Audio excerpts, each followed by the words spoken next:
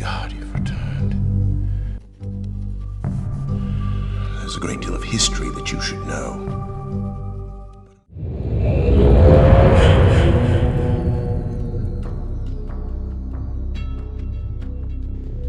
Ah, finally, vacation time. I'm back here again after so long. In Amateria. Another chance for me to finally relax from life's worries in one of my favorite ages in the Expanse, where the thunder rolls in from the sea, the sun eternally sets on the horizon, and crystals glow amongst basalt pillars, soothingly designed aesthetics, and roller coaster tracks. While that unsettling Severo mural does sour the mood a little bit, Amateria is still a nice place to spend time. Is there truly any more beautiful or relaxing an age than this one? And I see you've come along for the vacation too. I take it you needed the break from life's pressures as well? Sure, my friends, and welcome back to Into the Myst, where dynamic forces spur change and strange beauty hides around every corner. Indeed, whenever life gets me down, I know there's always some age out there waiting for me to explore and find the beauty in, and no more prevalent is that idea than in the music of Myst. I've discussed many times how the incredible soundtracks of these games shape the ages and their stories into something more, something relaxing as well as dramatic, something that blends into the overall mood of each game in the series and makes us feel so many different deep emotions. Here in Amateria, we find some of my favorite music in any Myst game, and also some of the most relaxing. But the music of Myst doesn't just characterize its ages and its people, it also portrays so many other things. Fear, tension, wonderment, excitement. You name it, there's a soundtrack for that feeling you're feeling while on these adventures. And today, I'd like to talk about that. I've already discussed on this channel how the music of Myst can scare us, so this time I thought we should do something the opposite of that, and discuss music that I think is some of the best in the series. There's no particular favoritism here either. I'm just going to go in game order as a sort of reminiscence of the series as a whole. And new explorers be wary, because this discussion includes endgame spoilers, mostly for Riven and for Exile, so if you haven't played those yet, I'd come back after you do. Not all of the music we chat about today is going to give us positive feelings, but all of it, I think, sparks the imagination and inspires the call to adventure in us, luring us into the Starry Expanse time and again. Myst as a whole truly has great video game music in it, and it deserves to be talked about more often. Now come, walk with me as we discuss some of my favorite music in Myst.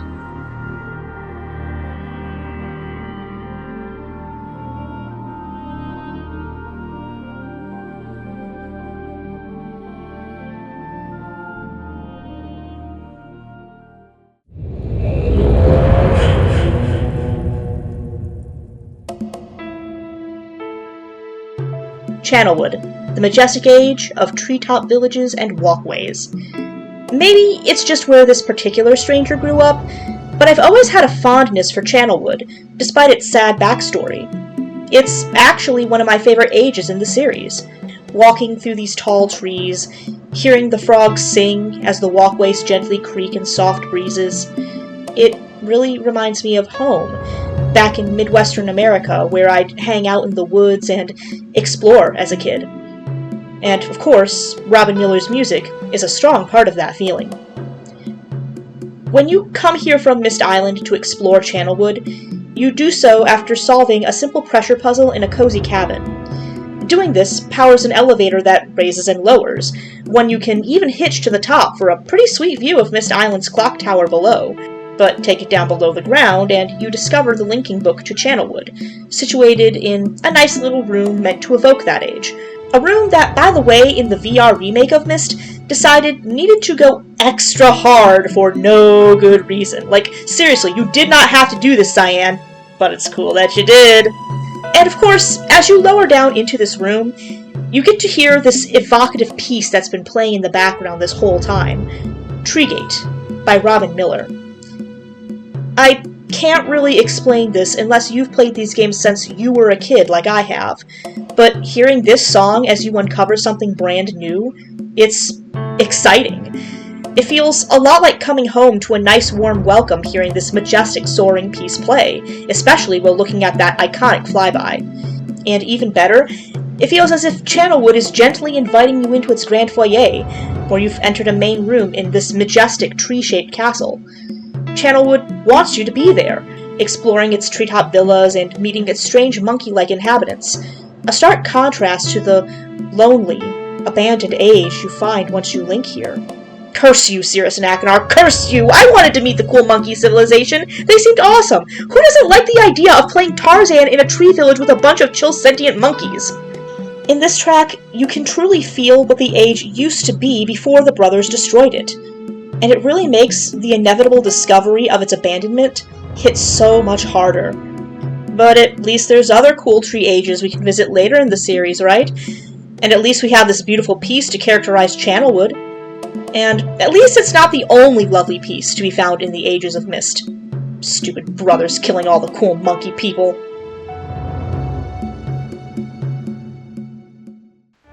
Ahoy there, my friend! Stoneship beckons. Austere, adventurous, and strangely intriguing. Can't you just imagine the ships that must have sailed to and fro through these waters, avoiding the craggy rocks where the Ages people once lived? Can't you almost hear the sound of cannon fire as the black ships attacked another galleon in the distance and brave sailors fought them off? A truly brooding age of potential expeditions and great yellow sunsets to guide our travels. This is Stoneship, the age of sailing. Such a shame it's now abandoned due to the brothers' influence. Such a tragedy that we'll never know what became of its people, or meet them. Now, it's a lonely and isolated place, and sadly, the ship we have access to will never be one that sails. But all the same, it's got its own strange charm, doesn't it? This nautical environment instills something in me.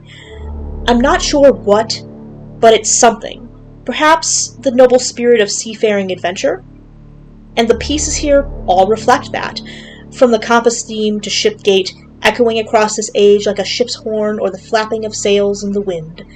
It's no wonder some people find Stoneship to be their favorite age of Myst. But for my money, well, I'd say the best piece here in Stoneship is a small, unassuming one. The one you hear climbing up to the telescope at the top of the island. Telescope, by Robyn Miller. I don't know what it is, but something about this lonely-sounding piece just always captivated me the most of all of Stoneship's music. Maybe because it fits the lonely, castaway island vibe the best. Maybe because it reminds me a little bit of the planetarium theme, which I also really enjoy. Maybe because it just sparks the call to adventure the most in me. But I really like this piece. It's got this mysterious vibe to it, feeling like exactly where you are when you hear it, atop a lookout, peeking out at the rest of the age to see what else you can find. It kinda makes you really wonder what Emmett, Branch, and Will saw peeking through this telescope, what you might witness beyond the foggy confines around the island. Maybe Atris saw other lights from here on the many other islands of Stoneship out there. I mean, he says as much in his journal, after all. But the only light you'll ever see is the one atop the lighthouse, a sad reminder that this age, at least this part of it, is dead. No people reside here. Not anymore. A fact that the telescope theme also sadly points out how isolated and lonesome it feels. Nautical, sad, quietly curious, and mysterious, Telescope is a piece that I think really deserves more credit, and nails the vibe of Stoneship as we currently find it. Though it does get a bit depressing and lonely after a while. Maybe we should head back to Myst Island. I'm gonna need a much happier piece after this one.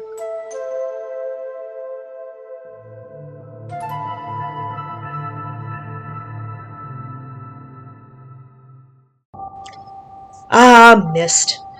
The strange, surreal island age that started everything.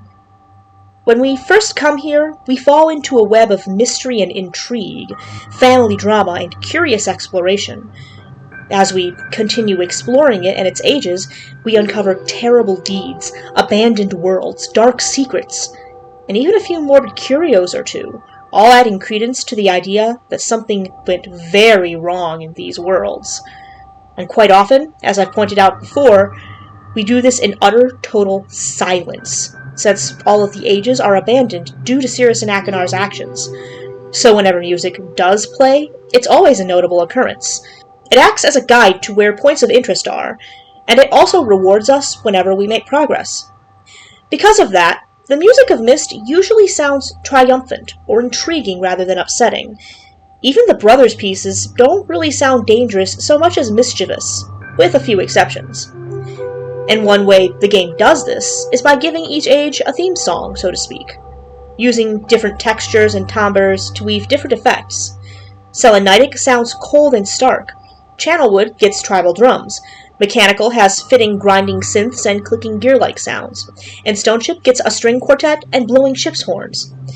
All of the pieces for each age feel like their own thing, and set the tone excellently to craft the character and mood of each world you're in. But unlike the rest of its ages, Myst Island really doesn't have any connectivity between its pieces. They all sound a bit mysteriously disjointed and hodgepodge, like the island itself is. It doesn't even have a theme of its own, really. Channelwood has Treegate, Selenitic plays Selenitic Mistgate at the end after the Maze Runner, Stoneship gets Shipgate, and Mechanical has Mechanical Mistgate. Okay, so maybe Robyn Miller isn't the most creative with naming pieces, but at least they're evocative of their ages, right? But Myst Island itself? Nothing, just cawing seabirds and lapping waves on docks, paired with eerie winds. I guess you could call the tower theme its theme, but even then it's not really that thematic, is it? Oh, but there is a theme, sort of. One that reminds me of Myst Island anyway, even though it doesn't play there. Instead, it plays in the very end, in Kavir, once you bring Atris his missing page for his Myst book. Finale, by Robyn Miller, not only cements the triumphant end of a story, or the faded glory of Kavir, all we see in Myst of the Dunny Great City, it also feels like a perfect encapsulation of Myst Island as a whole.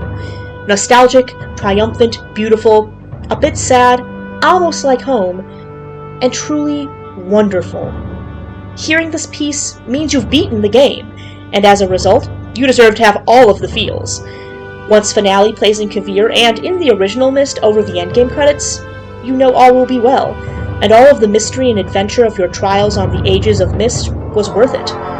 Like a sunrise over the foggy ocean horizon surrounding this island, you begin to feel a sense of appreciation and wonder for what you've just experienced, and for how Myst and its surreal ages have truly become your world. It's just, in my opinion, the most Myst-like song in the whole game, really making you reflect on and appreciate everything you've seen and been through. Myst Island may not be your true home, but it has become a home, your new home, one with a new friend and ally, and plenty more promised adventures to be had in the future. Oh, Myst Island. Though we may have to leave you behind, you will always have a place in this stranger's heart. But we have to move on from this age. Riven awaits us.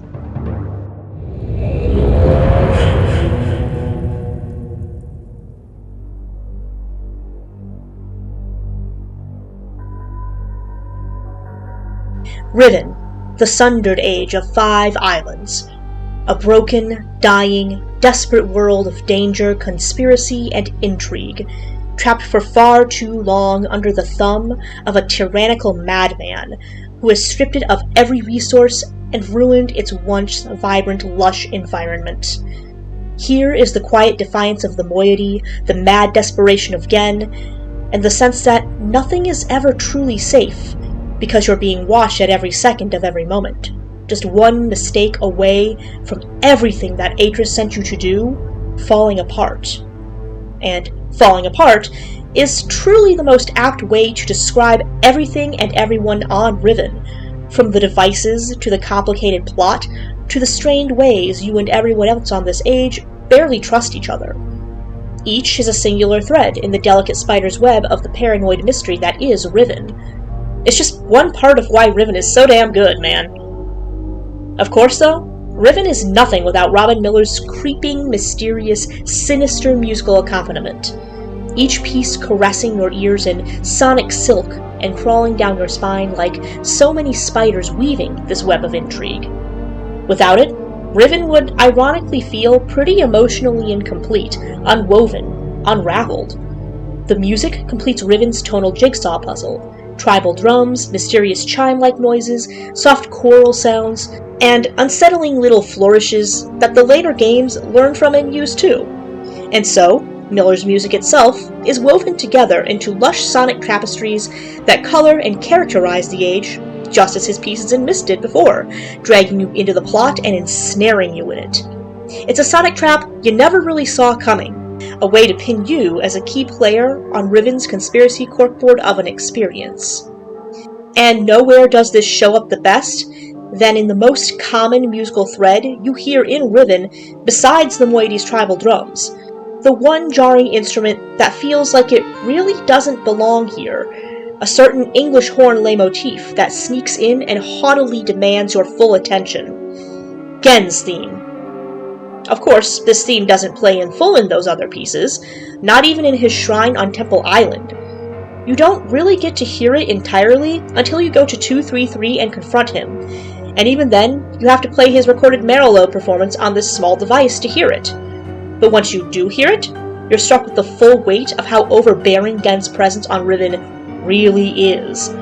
Once isolated, there's nothing left but stuffy paranoia and eerie unnerving madness from this character, clear as day.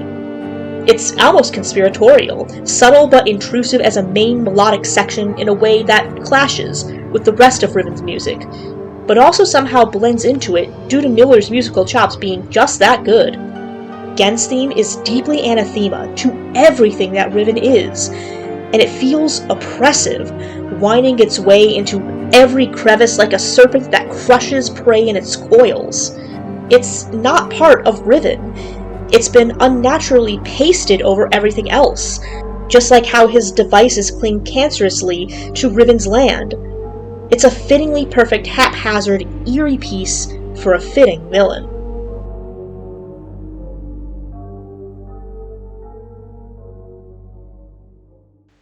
In contrast, despite the age's slow dying, not everything about Riven wants to harm you, and not everything is fully hostile. Unlike in some later ages you explore in the series, you can in fact find some small safety and peace on Riven, in a sense, just not the way you'd expect. Unlike Gen, the monstrously flashy tyrant whose hubris guides his entire sense of tacky design, there's an alternative theme, one that is quiet and unassuming, one that doesn't feel heroic at first until you meet who it belongs to, one that fits Riven's character and true nature much better, assuring you that someone is looking out for you on this dying, dangerous age full of surveillance and tyranny, the Black Moiety. At first, they seem dangerous, mysterious, perhaps even like the bad guys when you first meet them, and see them dart Cho, stealing your trap book in the process. But as the game progresses, you slowly learn that on Riven, it's the good guys who dress in black and red, and all that glimmers in holy gold and white is actually the devil in disguise. They're a band of freedom fighters, rebels who protect the people of Riven from Gen's worst horrors, something like a band of Batmen or a Rivenese ninja clan, always a few slight steps ahead of Gen and his men. Fittingly, their theme is just as mysterious, quietly defiant, triumphant, and heroic once you do hear it, even though it feels as dark and eerie as the rest of Riven's music does. And so, their piece uses tribal drums and connects to Riven itself, much as Katran's theme does, and Atris's theme echoes. The good guys are quietly humble and down-to-earth, while the bad guys are flashy and needlessly haughty. Nice use of sonic theming, Robyn. The moiety theme is especially good at this, too. It plays particularly in the Red Cave, where you find the input slabs for the animal puzzle, and eventually unlock the way into Tay, their secret hideout age. As you approach through the Red Cave's hidden entrance and travel into its dark tunnels, the piece begins slow and dark and mysterious, intriguing you, pulling you forward until you slowly unravel the complex observational lock that hides it from prying eyes, all while the music builds into determined adventure. You're not just opening the way to Tay, you're uncovering a hidden truth, unlocking the doorway to discovery of a hidden civilization, experiencing a mixture of awe and slight nervousness, as if you both should and should not be here. And when you do finally unlock the book that leads to Tay, the water flowing away from its hidden panel and the music building to a triumphant crescendo, you finally feel as if, for once, you've put the pieces together. one puzzle of Riven's many jigsaws finally solved. It feels complete and sounds like success for once. Sounds like progress after wandering the islands for Yahvo knows how long trying to make any. Now, you're finally starting to understand Riven, and as such, Riven is beginning to open up to you, ready to share all of its secrets. If you're willing to work for them, that is. Is it any wonder this area and this theme is cited as one of many fan favorites for the series? And speaking of things opening up,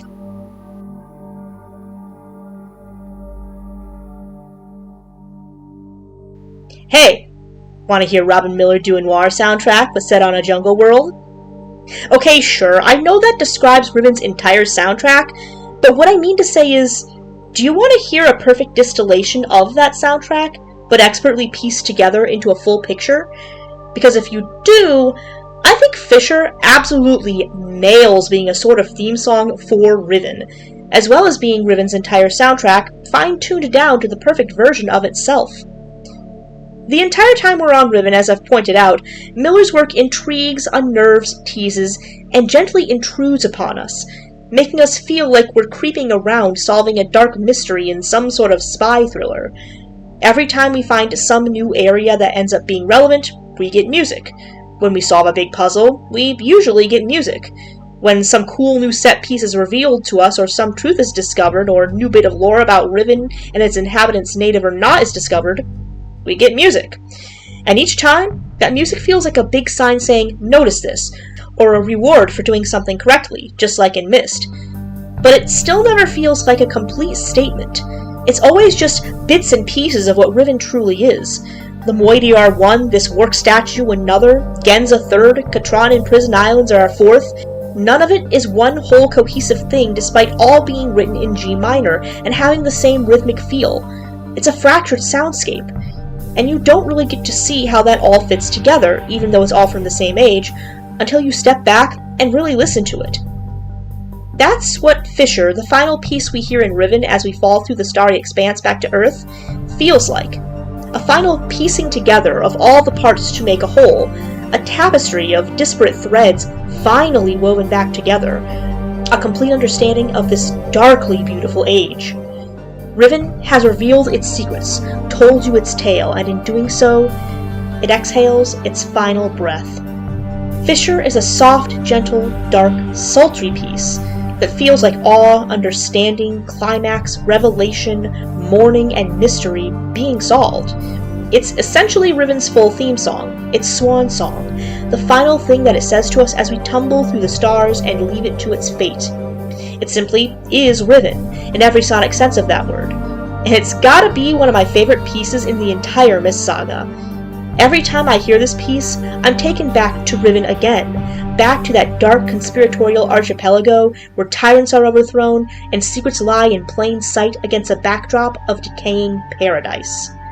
Few are the things in this world or any other that I would describe as truly sublime, but this piece is most certainly one of them. Now then, on to our next adventure. What was it again? Oh yes.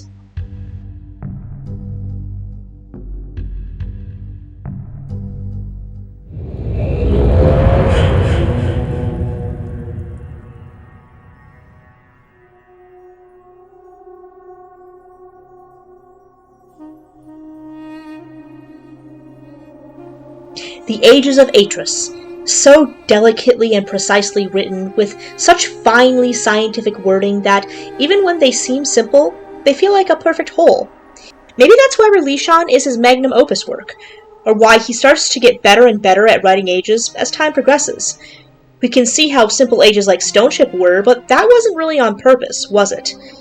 When Atris does it intentionally these days, it's for a good reason, as with the lesson ages, Idana, Amateria, Voltaic, Narayan, and Jananan. Wait a minute, that cadence in the way I just said that, why does that remind me of... Oh, wait, oh no, here we go. Now I remember it. That creeping, excited dread, that anticipation of something disastrous happening at the last second, and a promise of dangerous adventure. that sudden, swelling crescendo of music into a dark and moody melody that almost moves forward with determination and vengeance. Oh yes, yes, I remember it now. The main theme to Myst 3 Exile. And of course, after all that melodic setup, it moves into that intensely chilling Narayani chorus.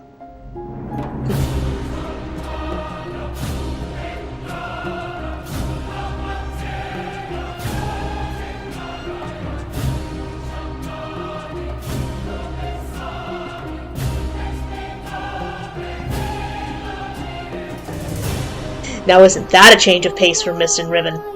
We've gone from ambient set pieces all the way to full-on epic cinematic music, baby, courtesy of Jack Wall and the talented musicians he conducted.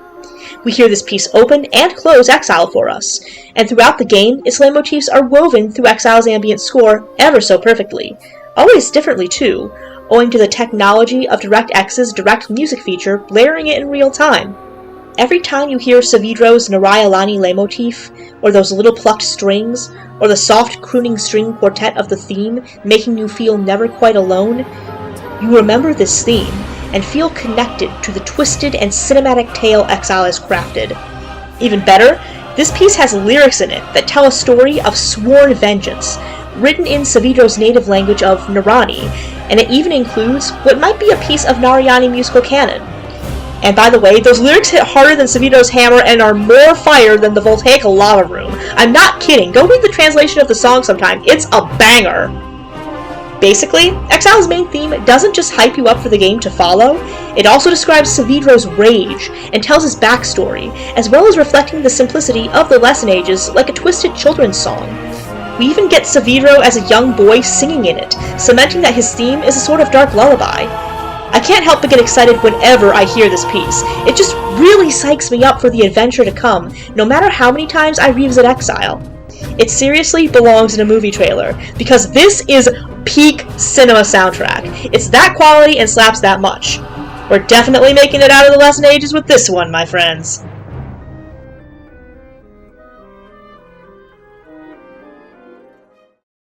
Ah, Idana, the Age of Life and Bitter Fruits, where a castaway man used his wits and his culture's knowledge of working with nature to survive. It's a lush jungle of an age, all dwelling within a massive dead tree trunk which both supports and shelters it from the elements. A singular, self-contained world. Idana is truly beautiful. Even Savidro's alterations and sabotage here aren't all that harsh or that bad, reading more like purposeful adaptations than sabotage. Now that I think of it actually, he never really does much to truly alter this age for the worse, except paint a mural and introduce a hybrid species of plant that he developed, which... Okay, that's seriously impressive, Savidro. How in the heck did you even manage to do that in just shy of 20 years? It seems clear Savidro has an appreciation on some level for this tree-like age, since he comes from an age where everyone lives on big trees anyway, and really, with some of the sights, sounds, and especially music here, I can't really say I blame him for that. And no more is this more relevant than one of the best pieces in this age, Deadwood Ridge. Jack Wall has gone on record as saying he wanted Exile's music to feel similar to what Robyn Miller would have done if he were composing the soundtrack. And frankly, I think this piece exemplifies that really well. It does really feel like something you might find in Myst or Riven, and it characterizes Idana super well, better than its theme does in my opinion. At the same time, it's clearly done in Jack Wall's typical style. His cinematic mark is all over this piece. Just like Savidro's pitcher plant, Jack Wall somehow has managed to perfectly hybridize Robyn Miller's vibes and tribal rhythms into the soothing, perfect soundtrack for a nature walk in an alien jungle age, blending it all into a calm and lovely piece that really feels innocently lush, curiosity-inducing, and alien. And also just like Savidro's hybrid plant, I still have no clue how he does it, other than him being just some kind of mad musical genius capable of distilling vibes for a world to perfection. Every single time I think of Idana, I think of this piece, and I remember the calm, lush environs it has within it. So wild and yet so friendly, so curiosity-inducing and yet so warm and safe, it feels like Idana is inviting you to explore, just like Channelwood before it. But of course, it's really just the calm before the storm of the rest of the game, isn't it? If anything, Idana might be the only truly peaceful age in Exile, We sure don't get much of a feeling of safety or rest anywhere else on the Lesson Ages for very long. I wonder if maybe Savidro felt the same thing, being here in comparison to the other ages he was trapped on. Such as...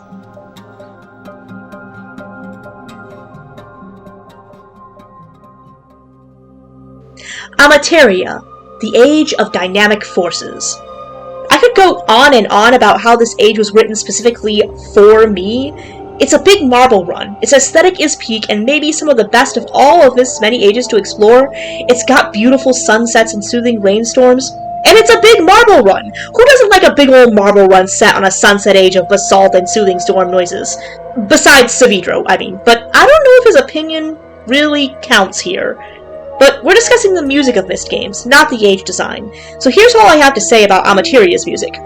It's peak. Every single track is peak. Every one. And it's not even hard to see why. It's soothing, it's zen, it's curious. The Yahvo as a solo instrument just speaks to me on a spiritual level.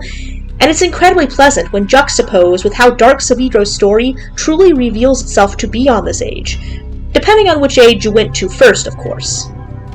And so it's really no surprise that the pinnacle of the Ages soundtrack would be its main theme, is it? From the second you link in, you feel it welcome you into its enchanting and awe-inspiring beauty, paralleling the Ages' design in zen perfection. It's dynamic too, never at rest, always bringing in new themes, keeping its own sort of tempo and balance even when everything else about the music changes and shifts. It just keeps moving forward, driving forward, while at the same time soothing and relaxing you. And trust me, if you struggled at these puzzles as much as some explorers I know have, you'll want that calmness there to catch you from your inevitable crash out. And speaking of crash outs, the calm of this age and its music is shattered hard once you see what Savidro did to sabotage this age, how viciously he seems to have hated it, how much he found it a place of intense pain. His portrait here is easily the most disturbing one of the three, and if you played Amateria second, this is also where you end up as a captive audience to one of his most upsetting imager messages, too. It even juxtaposes with the ride at the end being easily the most thrilling thing in the entire Myst franchise, and no, that's not up for debate, don't at me. For that alone, I truly love this piece, and all of this age's music as a whole.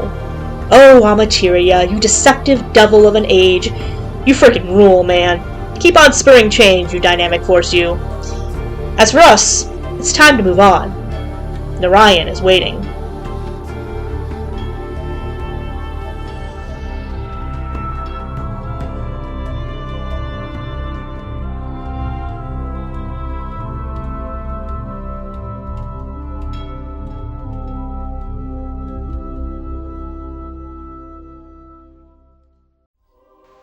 Cinematic, emotional, intense, escalating. These and many more words could all describe Exile's pacing, storytelling, and music.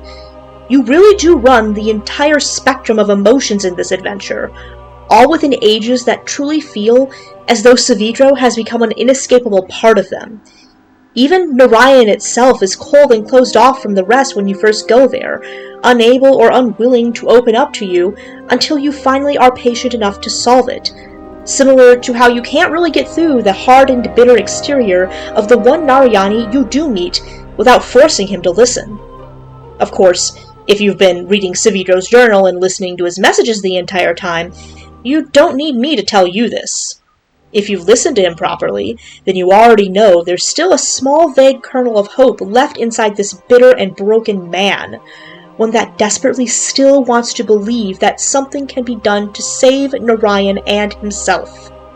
Savidro isn't a monster, he's just traumatized, putting up protective shields to save himself any further pain and to survive, because he sadly learned that trust is nothing more than a weakness to be exploited. And so, the final puzzle in Exile becomes not about just stopping Savidro, but truly understanding how his mind operates in order to get Relishan back.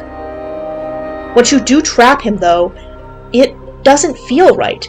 It's not like when you first defeated or outwitted any other antagonist in the Myst Saga. There's no glory here in what you just did. It doesn't feel triumphant to betray Savidro. It feels bad. really, really bad.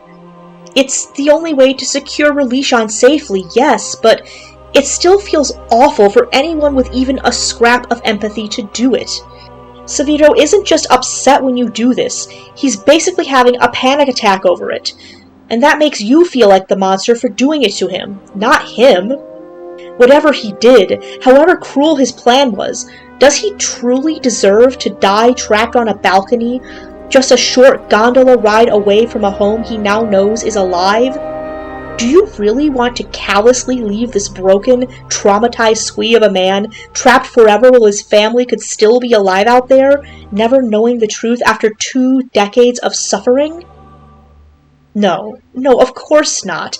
Nobody with an empathy switch could do that to him. You're not Cirrus or Rakenar. You're not a monster. There has to be a way to save him and Relishan both, to right the wrong that was done to him. And indeed, there is. And when you do finally do it, without getting your left temple smashed into your right ear, you hear this piece. Going home is such a perfect emotional catharsis for the roller coaster of intensity you just went through on this adventure. It truly feels like the perfect reward. All of Severo's suffering is finally put to rest, and Relishan is finally safe. Everybody gets their happy ending and their hope back. Everyone gets to go home. And you get a sweeping cinematic pan of Narayan's true beauty. This piece is so triumphant, so beautiful, so emotionally cathartic that it feels like the perfect fitting ending to the story of entrapment, torment, and intense emotional pain that Myst Exile tells. But that's not the only musical revelation we've had from Jack Wall. There's a whole other adventure to cover if we want more of his music after all. Come join me, won't you?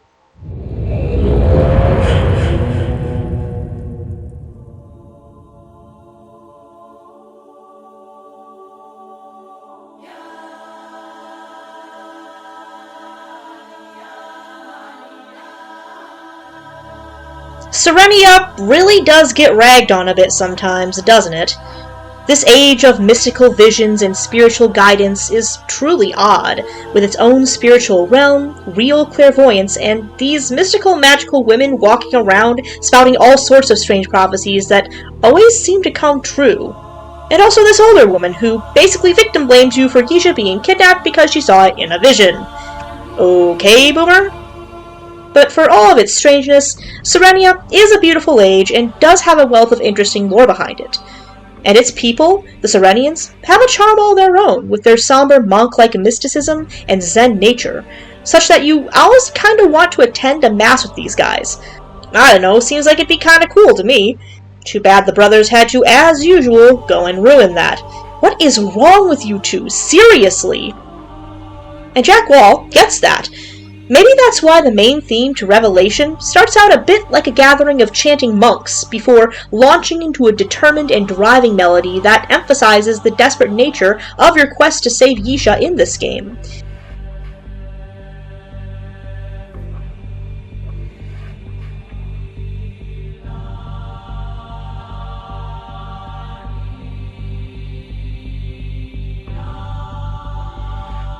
It really does feel like you're some kind of Jason Bourne type figure listening to it, slowly uncovering dark truths about a hidden past, while scrabbling frantic notes in a desperate National Treasure style attempt to solve it all, and save a little girl from a terrible fate.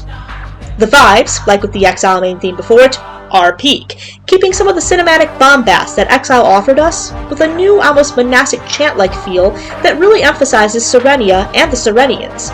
It's even written entirely in Serani, another Jack Wall-created language very similar to Narani before it, which adds a lot of credence to it being something like a Serenian mass song.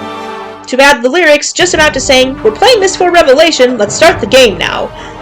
But even then, it's still an epic piece you'll be humming all day long as you call Mangries on Haven and fiddle with Sirius's electrical grids on Spire. And that's gotta be worth something. Dark, moody, dramatic, and intense, this thematic piece really feels like the Serenians have taken you into the fold and are bringing you into some strange dream ritual to uncover their hidden darkest secrets, which is essentially what happens in the game. Basically, it's Serenian shadow work, in musical form, a dark truth you only uncover in small bursts of understanding and, well, revelation. I swear that pun wrote itself, and I promise this is the last main theme song on this list. I know it's kind of cheating to include these pieces, but I just can't help it. Jack Wall is too good at writing theme songs. Blame him for writing another banger, not me.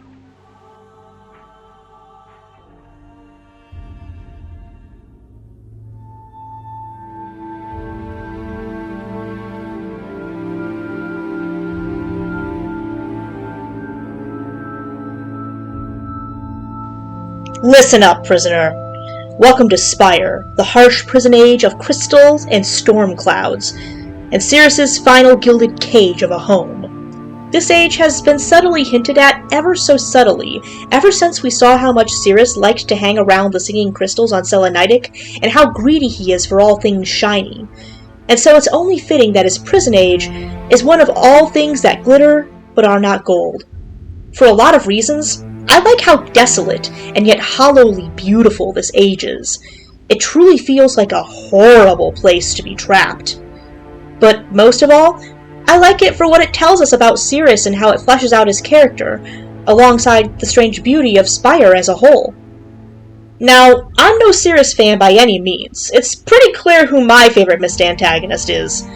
But I'm always here for a good character arc, and Sirius has a great one in Revelation.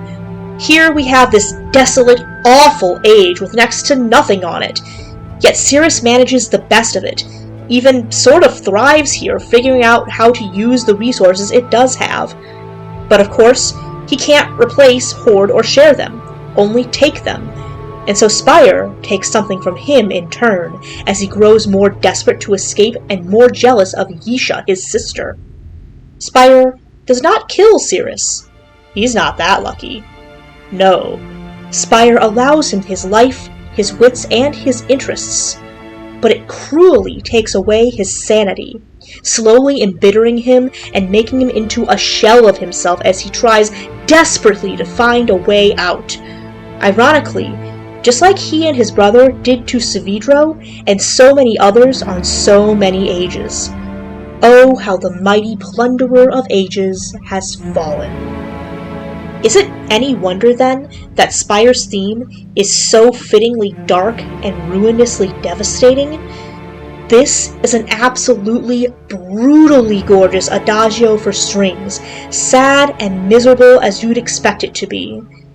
It immediately slaps you in the face as soon as you link in, blending Sirius's theme in so well, just like Haven's music does with Akinar's theme. To the point, it pretty much feels like Sirius's lament on realizing there's no way off this age.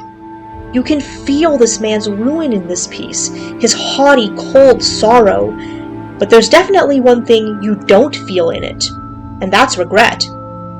There is no regret in this piece, only frustration and misery. Misery contrasted by other pieces on Spire, and caused by a greed Sirius will never admit is his own fault. It's foreshadowing that he's still the monster he always was, just now he's even worse, and even more stubbornly egotistical, as crystallized and hardened in place as Spire is, unable to truly repent for any of the damage he's done to others. And that's the real tragic part about Spire, Sirius, and this piece especially.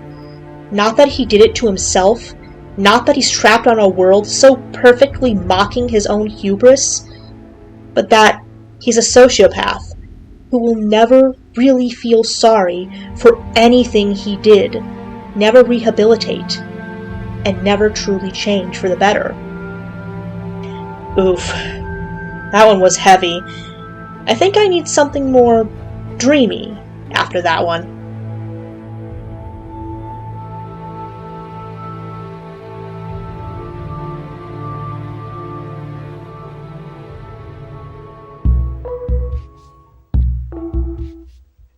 Okay, so this is a bit of an honorable mention, and I swear I'll make this one quick, but I just wanted to take a second here and point out that Curtains by Peter Gabriel is kind of awesome. I mean, it's genuinely a really nice little lullaby, and it really fits where we hear it in, on the journey to dream for the first time. It's a bit of a shame we don't get quite the same dreamy atmosphere there as the song promises, but at least the cinematic is cool. Is it un-Myst-like? Perhaps, but I still throw this piece on every now and again, and it's still a part of my YouTube playlist to this day. It's just a really nice, soothing song that kind of encapsulates some of the warm fuzzies that the best parts of a Myst adventure give me. And that has to be worth something, right? Could have done without the cameo as a spirit guide, though. That was a little strange. But hey, you do you, Serenia. Dream on, you crazy diamond. Dream on.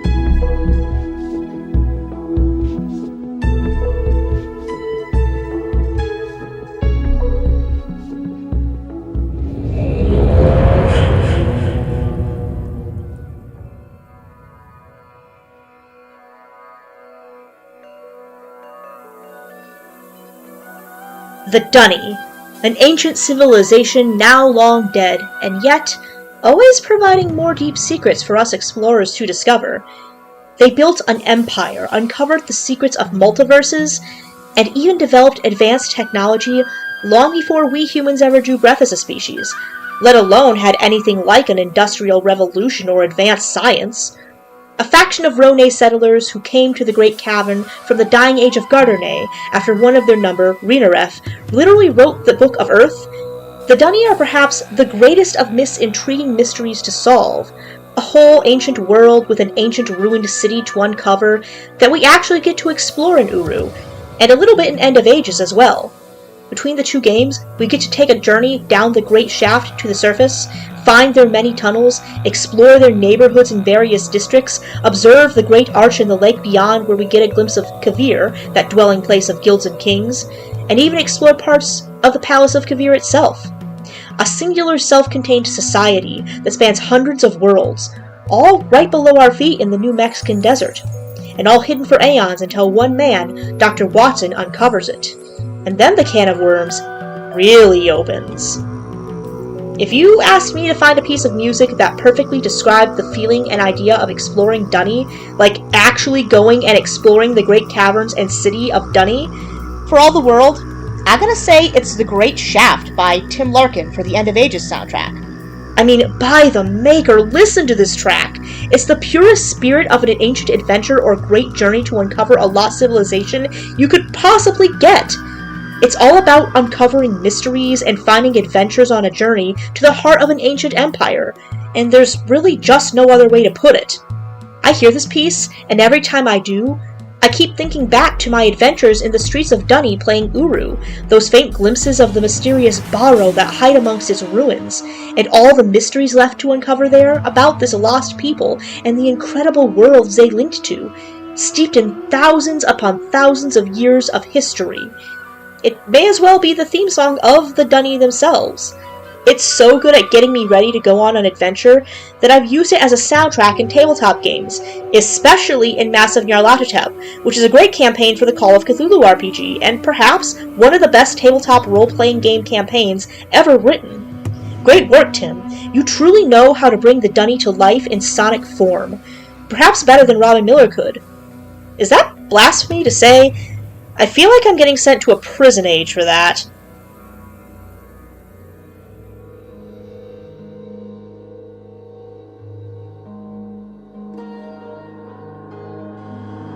Totalmer, the Dunny age of astronomy and heavenly observation, and easily one of the top contenders for the prettiest age in all of Myst. The Dunny wrote it, according to Escher, to study the heavens above, and glorious heavens you'll find here. Perhaps they knew of the Starry Expanse before Atris did?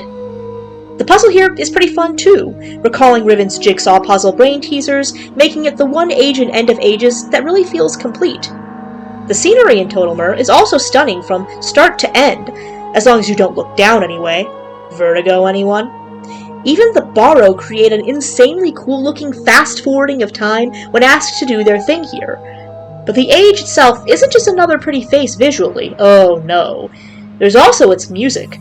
And the best piece of music in Totalmer has to be the haunting Time Machine by Tim Larkin. Named for the main mechanism at the Aegis Center that's controlled by telescopes and powered by its massive planetary neighbor, Time Machine truly evokes a sense of mystery and longing for the heavens, as well as wonder about the universe. There's so many odd things related to space-time and reality jumping in Myst that it's easy to see this piece as being a statement of how eerie and awe-inspiring those things can be. And knowing what stars mean in this series, it's really hard not to see this as a theme to the Starry Expanse itself, an answer or companion piece to Robyn Miller's Fisher from the Riven soundtrack. I think it hits particularly hard while gazing at that big blue Saturn-like planet in Total Myst sky, just after the Barrow start aligning the heavens, watching the stars zoom by and the storm on the planet's surface speed up unnaturally. It also really hits well when you've activated the counting machine at Total Myr's heart.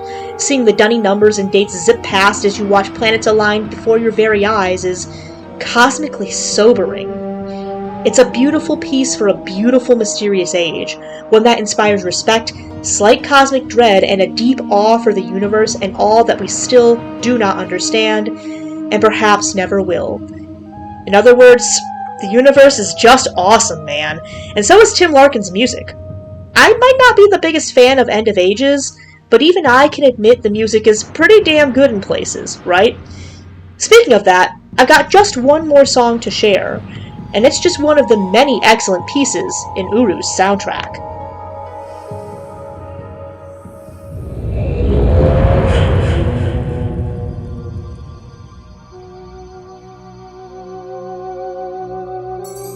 Have you heard the call? That strange longing to be somewhere else, somewhere you're not part of, somewhere deep below our feet where new worlds are a touch away and adventure beckons? If you're a Myst fan, or even just getting into this series, odds are the answer is yes. This series really does inspire a deep wanderlust in just the right person, and if you're watching this, I think you know that you're the exact right person. That is the conceit of Uru, after all. You yourself being called to the New Mexican desert to venture down into the dunny great city below, where new experiences and new worlds as well as the secrets of a dead civilization await. That's it. That's the call right there. A literal call to adventure. And nowhere, I think, is that call to adventure better personified than in Tim Larkin's Kaddish Gallery theme. Kaddish Tolesa isn't just stunning, it's also a pretty interesting age by dunny sensibilities. It was written as a final act of hubris by Kaddish, a dunny man who desperately wanted others to believe he was the grower, that prophesied savior of dunny who'd only truly come after it fell. It was made to be both a part of the growing Garden Age craze and a personal safe house for its author, a place to hoard his wealth and influence. And in the end, Kaddish Tolesa and its vault became his very tomb, where he locked himself inside as dunny fell, convinced he really was the grower and would eventually come back to save his people. He died in there, alone and mad, never truly fulfilling the prophecy he believed in, only for Yisha, the real grower, to find him later, or his remains anyway. As she so aptly writes, was this, as with anything that is left of the legacy of the once proud dunny culture, truly a life worth living? You discover all of this in Uru, of course, while satisfying your curiosity and learning more about the dunny and their culture. But the theme for it, strangely, doesn't even play here. It plays elsewhere, a piece that seems to both emphasize the hubris of Kaddish and his people, as well as call you to uncover its secrets. Kaddish Gallery, musically, is really just one instrument, a gentle one-woman wail that is eerily haunting, and truly makes you want to learn even more, uncover old stories and forgotten secrets. It seems to lure you to the heart of dunny proper, as if the great cavern is a siren singing an irresistible melody to lure only the most specific people down to its depths and into its endless worlds of adventure. Dunny herself has a voice, a beautiful and tragic one that compels us to explore. In other words, it's the call itself, beckoning you. And so, my friend, I ask you again, have you heard the call?